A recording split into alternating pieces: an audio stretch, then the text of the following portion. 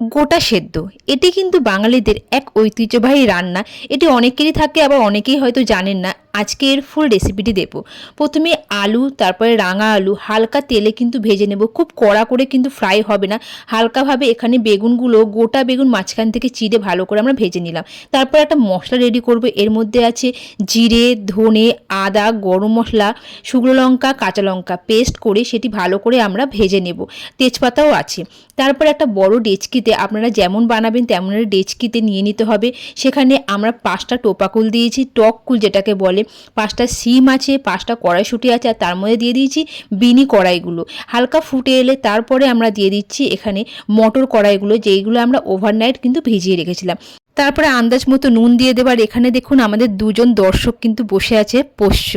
তারপরেই আমরা দিয়ে দেব আলুগুলো। যেহেতু আলু সেদ্ধ হতে একটু টাইম লাগবে, তাই আলুগুলো সবার ফার্স্টে দেব। একটুখানি ফুটে এলে তারপরে আমরা একে একে আরও সবজিগুলো দিয়ে দেব।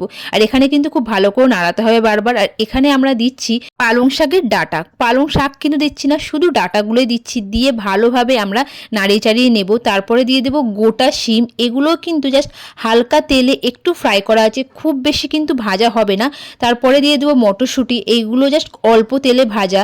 তারপরে একে একে দিয়ে দেবো বেগুনগুলো, যেইগুলো আমরা আগেই ভেজে রেখেছিলাম। আর এইগুলো কিন্তু মাঝখান থেকে চিড়ে নিয়েছি, যাতে কোনো পোকা আছে নাকি সেটা দেখার জন্য চিড়ে তারপরেই কিন্তু ভেজে আমরা এখানে দিয়ে দিচ্ছি গোটা সেদ্ধতে। তারপরে যে ভাজা মশলাটি আমরা রেডি করেছিলাম সেটিও কিন্তু দিয়ে দিলাম।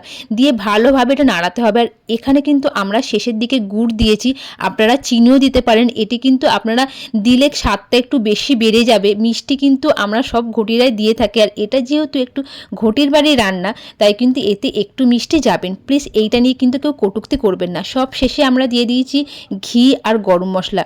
ভিডিওটি ভালো লাগলে অবশ্যই চ্যানেলটিকে সাবস্ক্রাইব করবেন, ভিডিওটিকে লাইক অ্যান্ড শেয়ার করবেন। থ্যাংক ইউ, ভালো থাকবেন।